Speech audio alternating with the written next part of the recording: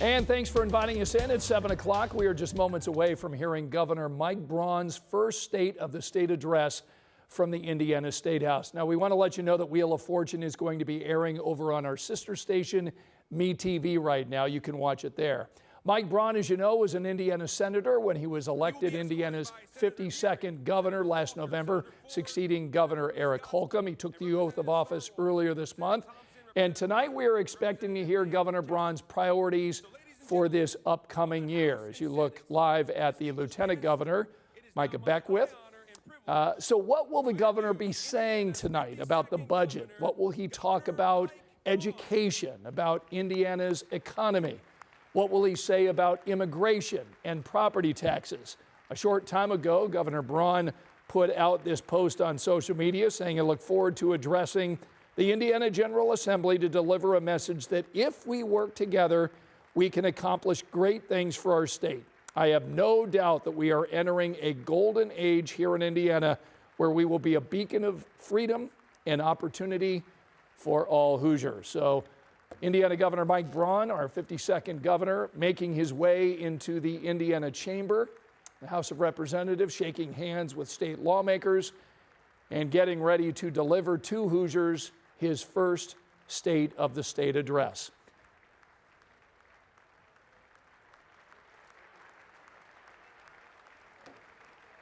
Interesting to note that there are several members of the Indiana Black Legislative Caucus who are not going to be attending tonight. They disapprove of some of the governor's executive orders, including DEI. And so they are actually holding a unity rally right now. And our Emily Longnecker will be covering tonight's State of the State address, and she'll be joining us tonight on 13 News at 11 as we recap what Governor Braun has to say to Hoosiers tonight. We're going to get a better idea of where he's going to be taking our state here in 2025, talking about the budget, talking about a number of things. So let's go ahead and listen in to Governor Mike Braun.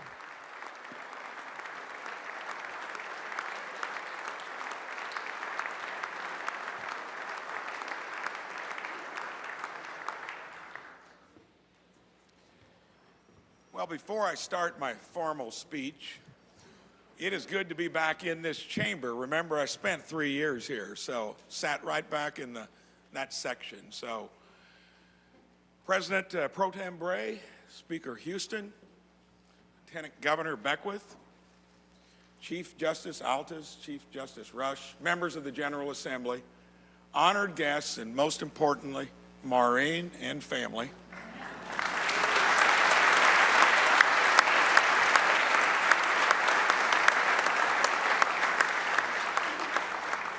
And my fellow Hoosiers, it's a real honor to address you here all tonight. Every year, for the last 6 years, I've had the privilege of visiting each of Indiana's 92 counties. Met thousands of Hoosiers on their farms, in their small businesses, their schools, their churches, and their homes. Not everyone I met has had an easy time these last few years. Many families were barely holding their heads above water as prices just kept rising. Despite all of that, what comes through most clearly when listening to Hoosiers is our resilience, our optimism, and a shared desire to make our state truly great, and I love that.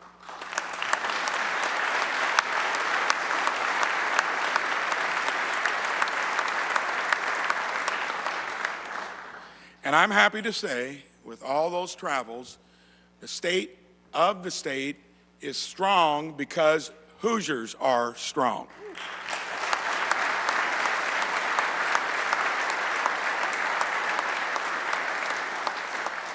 In my inaugural address, my message was that our state is at a crossroads. Indiana does many things well, but the question we face, in my mind, is simple. Will that be a plateau or a foundation to build something truly exceptional? When I had to make that decision to come back here or stay out there another 6 years, it was clear to me this was a golden opportunity. I put out my freedom and opportunity agenda because I believe Indiana should be a national model for bold, innovative leadership. The positive reception to that plan has been overwhelming, and in November, Hoosiers sent a resounding message that freedom and opportunity is what they want.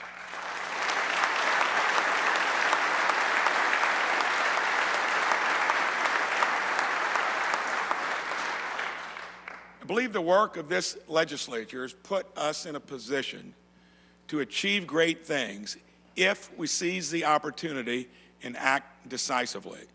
Tonight, I'm going to outline the wins my administration has already secured for Hoosiers and legislation we can pass now to make life better for the people we have the honor to serve. And we're going to do that with your help.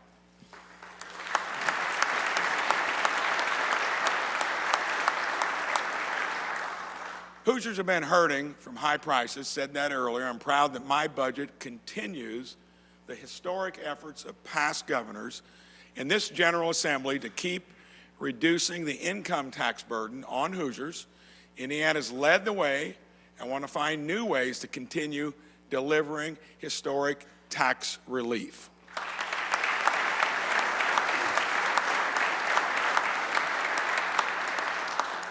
Too many seniors and young families are getting priced out of their homes due to runaway property taxes. I heard it for 2 years on end.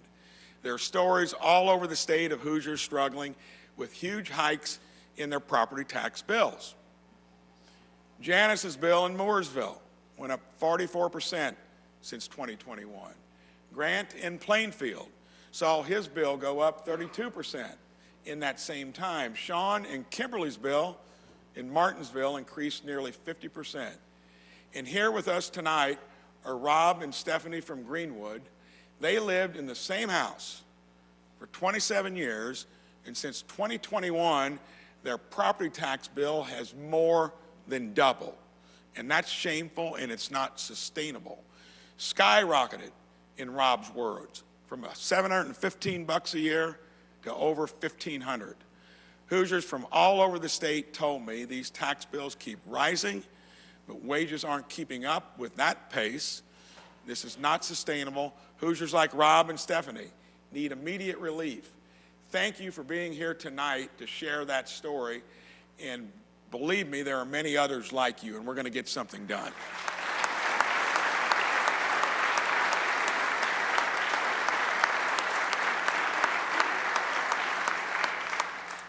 My plan is built on 3 priorities. Cut property taxes for Hoosier families, especially new homeowners and seniors, the most vulnerable for not being able to pay that big increase. Cap the annual increase to protect homeowners, farmers, and businesses, and reform the system through transparency. And when you talk about a cap, I'm not asking for something terribly difficult. It's a cap that would probably never even reach the amount of economic growth that we experience when it's a robust economy. So there's plenty of room there to make sure that we exercise good judgment and don't be overbearing to the taxpayer. It'll have an impact on local governments, and I realize that. But taxpayers are struggling, and we have to put their needs first, just like the example I set with my budget proposal. All governments need to do more with a little less. We will continue to have important discussions with local governments, school boards about how to protect vital services like police, fire, and schools.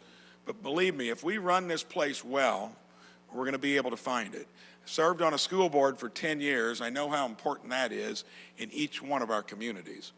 Senator Travis Holdman introduced our Freedom and Opportunity Property Tax Relief Bill. I look forward to working with all of you to get this bill across the finish line.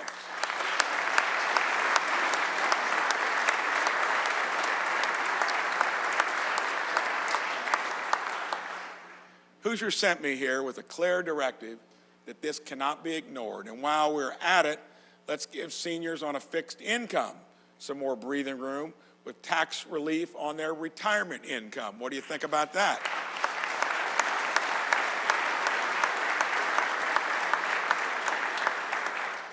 for farmers. And so many of us are in agricultural communities. Let's create a tax-advantaged farm savings account to help stabilize their income during bad crop years. And let's address our aging ag workforce with a tax credit for retiring farmers passing their farms on to the next generation. They need that help.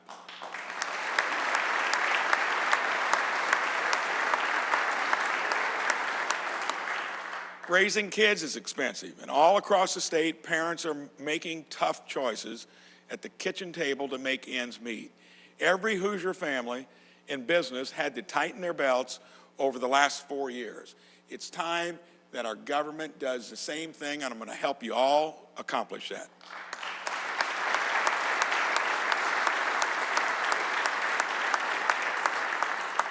I spent 37 years in the real world running a business. I learned that you can always find ways to run more efficiently. All of us were forced with that back in 08 and 09, where you thought you couldn't, you found out a way to do it. And my vision is a streamlined, accountable, responsible government that keeps more money in your pocket and empowers the private sector to innovate and grow.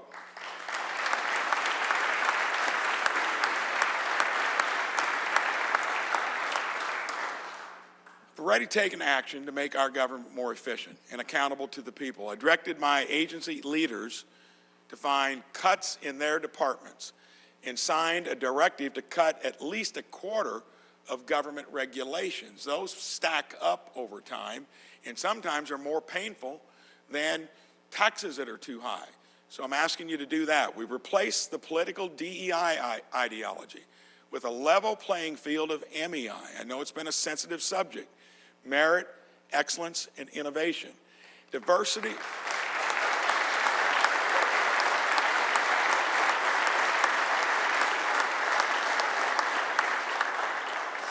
Diversity and equality are hallmarks of what we all believe as a country. But these top-down DEI approaches and mandates led to division and inefficiency.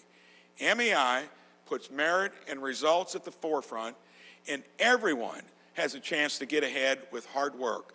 My agenda is about delivering freedom and opportunity for all Hoosiers.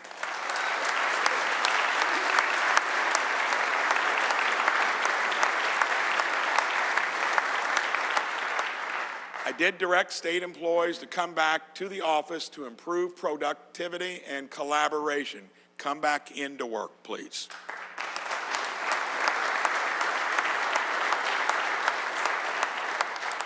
Created a new cabinet structure that's designed to run like a business.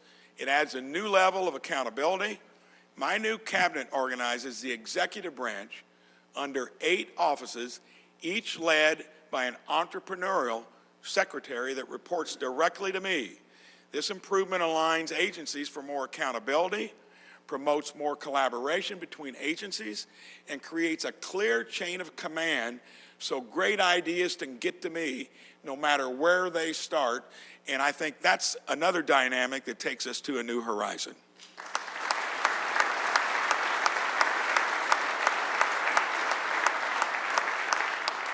I know it works. I ran a company like that, giving big latitude to energetic employees. They'd bring me good ideas all the time. That same analog can be here in government. Tonight, I'm inviting legislators to work with me to identify opportunities for efficiency, and many of you have already done it, and I thank you for it. You were texting me 6 to 8 months ago, and I knew you were eager to do some of these things in our own government. Together, we'll create a more accountable and responsive state government, and you can count on that.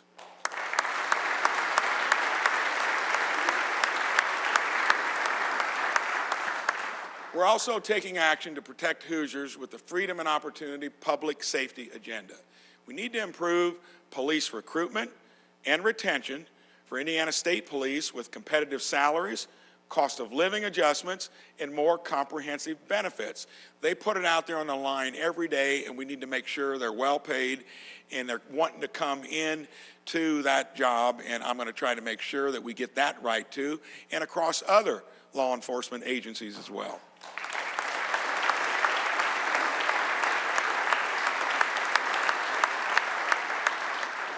A major freedom and opportunity public safety bill written by Senator Aaron Freeman passed out of committee yesterday, 8-1 on a bipartisan vote. This bill increases penalties on fentanyl and meth dealers, raises the price for targeting police, the consequences, and adds mandatory minimum bail for repeat violent offenders.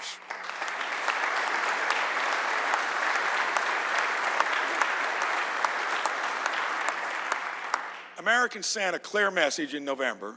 They do not want open borders.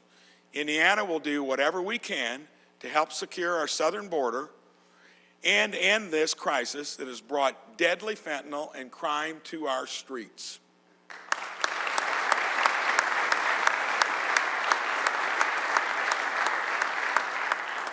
Unchecked illegal immigration brings serious risks to our communities. In September, an illegal alien stabbed a 14-year-old girl with a butcher knife in a random attack in Lowell. Let me be clear. Indiana will not be a safe haven for illegal immigration.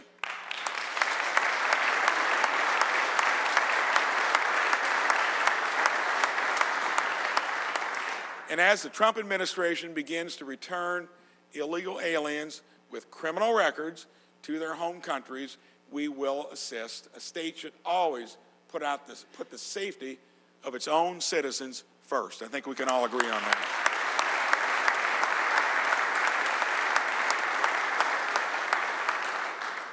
On economic development, we're taking a new approach, focused on building skills for Hoosiers currently in the workforce to match high-value, high-wage jobs that employers need to fill. One way we'll achieve this is our Hoosier Workforce Investment Tax Credit. Employers will have a strong incentive to invest in employee skills, training, and development. We're structuring the Indiana Economic Development Corporation to spread the benefits of economic development programs across the state and expanding their mission to focus on existing employers and building on what other agencies are already doing.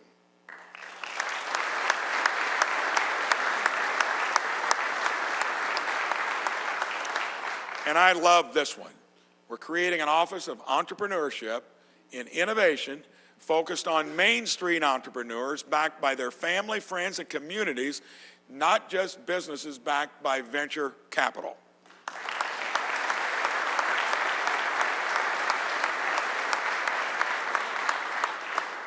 Maureen and I lived the American dream of starting a homegrown business in our hometown of Jasper, moved back there to do that and raise a family, been blessed beyond measure. I want every Hoosier to have the opportunity to live that dream as well.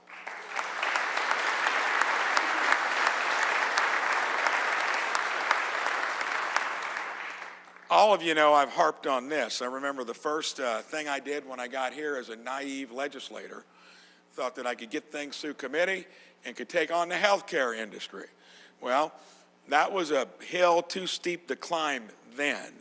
But since then, fixed it in my own business literally 17 years ago. Don't have time to go into that now. Any of you have not had a premium increase in the last 17 years? Well, maybe come check that out. I'll tell you how that can work. It can be done. Healthcare premiums and drug prices keep going up. Many Hoosiers watching tonight are wondering how they're going to pay for the care they need. Far too long, this issue has been seen as too tough to tackle because of entrenched special interests. Hoosiers pay some of the highest health care costs in the country, but we don't get the best health care results in return. Based on experience taking on this issue in my own business, as I referred to, I developed my Freedom and Opportunity health care plan to lower prices, improve access, and promote innovation in the industry.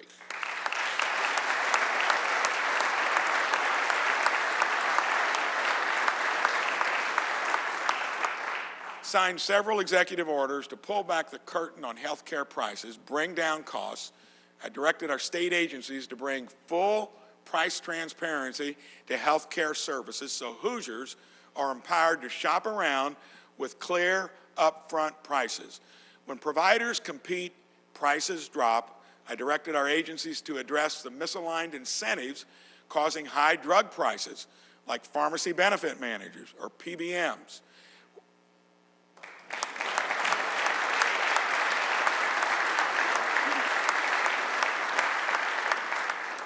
I'm so rambunctious, I didn't even stop for an applause line. So, we're also leading comprehensive audits to find waste and abuse in our own state healthcare spending.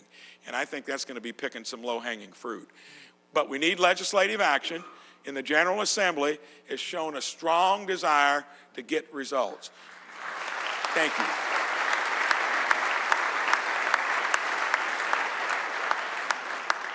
I can tell you it's going to be a difficult struggle to do that in the place I just came from. But the state that figures that out, and hopefully with the help from the folks in the business, is going to be the best way to prevent it from getting even worse.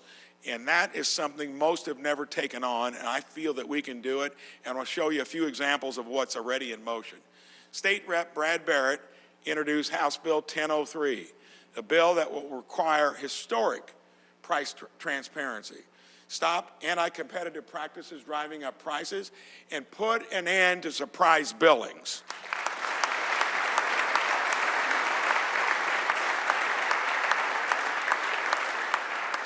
I've not met one person that likes a surprise medical bill. Have you? No. With us tonight is Melissa from Ossian up near Fort Wayne. After Melissa got a yearly physical, routine blood work, she was shocked to get a bill for $1,348. Anybody would be. She had good insurance, always paid the $35 copay for testing or yearly checkups, spent hours on the phone with insurers who would say it's covered, and a provider who would tell her, work with the insurance company. Sound familiar? Well, that ended up being a $305 bill that should have been probably a third of that, and it didn't feel right that that was a good resolution. Melissa, it shouldn't feel right. We're going to try to fix that.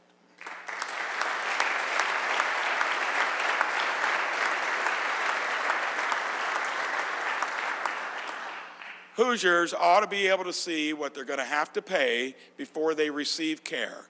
And a medical bill like that should never come as a surprise.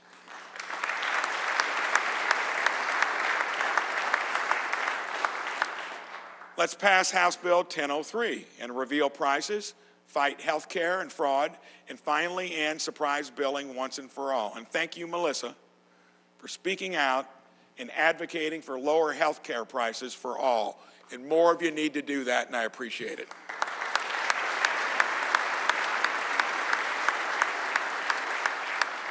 Another bill that will protect Hoosiers is Senate Bill 3, authored by Senator Justin Bush, which mandates that third-party administrators for health insurance plans have a fiduciary duty to act in the best interest of the plan sponsor. State Rep Martin Carball's House Bill 1004 will make sure nonprofit hospitals actually act like nonprofits.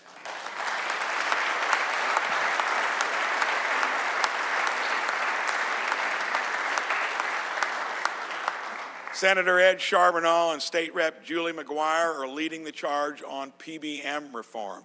Thank you all for your leadership, bringing down health care costs, improving outcomes for Hoosiers.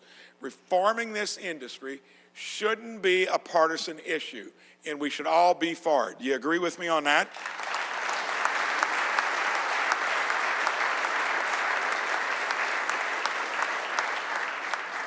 On education, Indiana got some good news this morning in the nation's report card. We were in the middle of the pack, but now Indiana is ranked 6th in the nation in reading. That's excellent progress and a strong foundation to build on. That is wonderful news.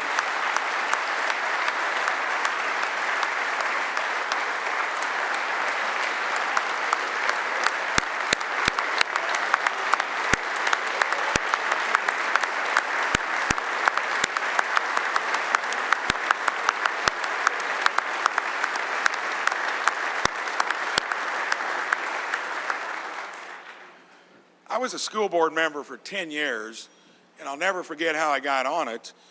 My wife has been so involved in our community, and she thought she would be the better prospect.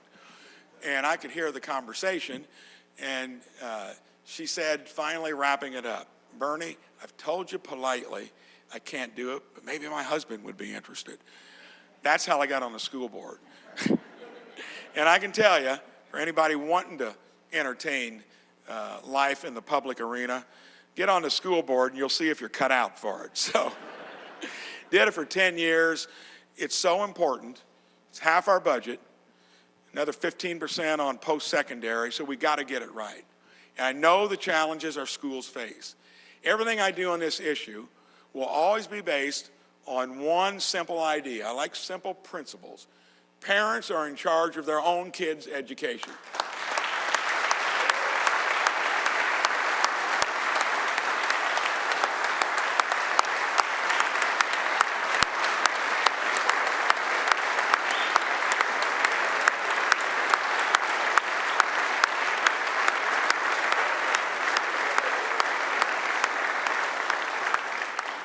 Let's put parents in the driver's seats and kids with universal school choice.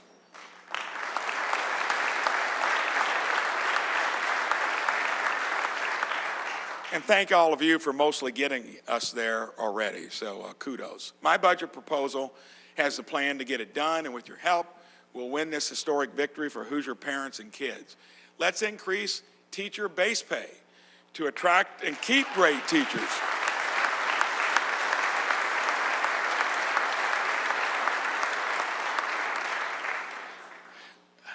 My approach is going to be to take a system that's grown expensive.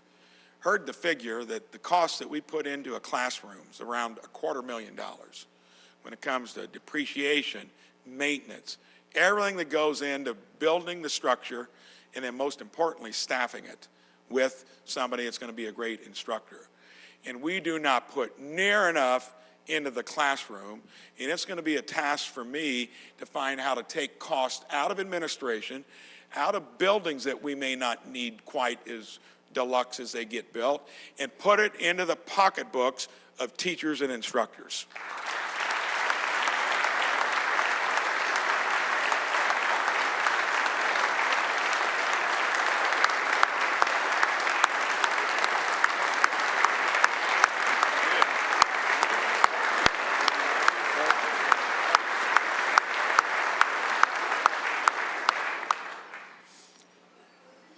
Senate Bill 146, authored by Senator Linda Rogers, will raise the minimum salary for public school teachers by $5,000, make sure that 65% of the tuition is going to support teachers. So that's going to be a good place to start. We need to get that across the finish line.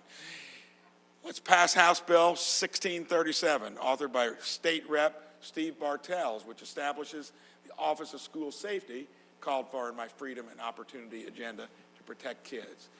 And we can't forget that education is also workforce development. There are programs around the state where students can get hands-on training in manufacturing skills, get engaged with Indiana companies that are up hiring now, and even earn some money. Tonight in the audience, we have two instructors from the 4T Academy program in Southern Indiana, Rick Gilmore from Princeton Community High, Gabe Golba from Bosse High School. This program is a partnership between high schools and Toyota, and students have launched good paying careers directly from the class. 38 4T Academy students have been hired by Toyota in production roles, and 15 started careers in advanced manufacturing. This is a model we should replicate across the state. Rick, Gabe, thank you for your work to teach real-world skills.